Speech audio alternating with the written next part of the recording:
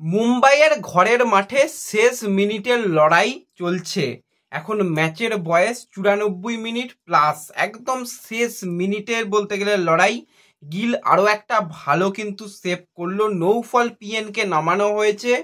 আর আজকের যেরকম ম্যাচ হলো, এখনো কয়েক সেকেন্ড খেলাটা বাকি রয়েছে। গিল কিছুটা সময়টাকে নষ্ট করার জন্য একটুখানি বল নিয়ে হোল্ড করছে। গিল একটা লং বল আবার সামনের দিকে রাখলো।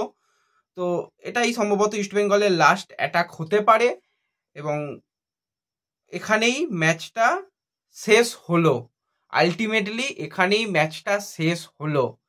যেই ইস্টবেঙ্গলকে দেখে মনে হচ্ছিল মিনি হসপিটাল, যেই ইস্টবেঙ্গলের একাধিক প্লেয়ার ফার্স্ট 11-এর প্লেয়ার ছিল না, সেই দলকে নিয়ে মুম্বাইয়ের ঘরের মাঠে মুম্বাইকে আটকে দিল।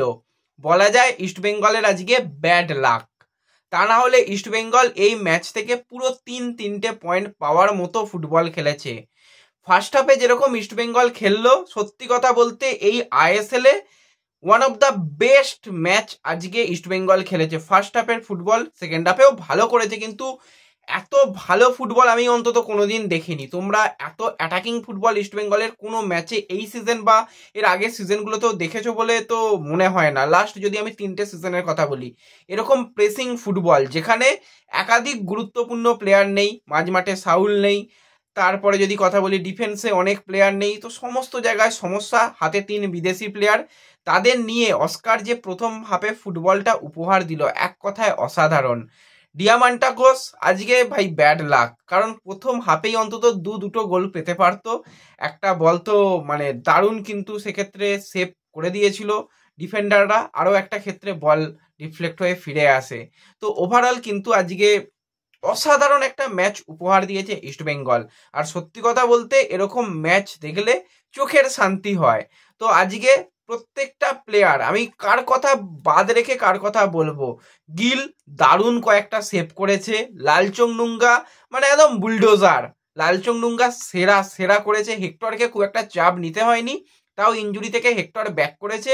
আজকে হেক্টর ভালো পারফরমেন্স করেছে। আর আমি যেই প্লেয়ারের প্রশংসা করবো সেটা হচ্ছে নিশু। ব্রিলিয়ান্ট ম্যাচ খেললো, শেষ মুহূর্ত পর্যন্ত 90+ মিনিটে নিশু পড়ে গিয়ে পর্যন্ত বল ক্লিয়ার করছে। দারুণ ম্যাচ খেলেছে। মহেশ তো বক্স টু বক্স মিডফিল্ডার হয়ে গেছে, আর মহেশকে উইঙ্গার বলা যাবে না। যেখানে মহেশকে খেলাবে সেখানেই মহেশ ঠিক মানিয়ে নেবে। দারুণ প্লেয়ার মহেশ।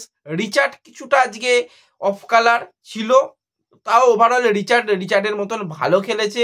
ডিয়ামান্টাকোসের দিন খারাপ আজকে, তাই গোল পায়নি। ডেভিড ব্রিলিয়ান্ট খেলেছে, প্রত্যেকটা প্লেয়ার দারুণ খেলেছে।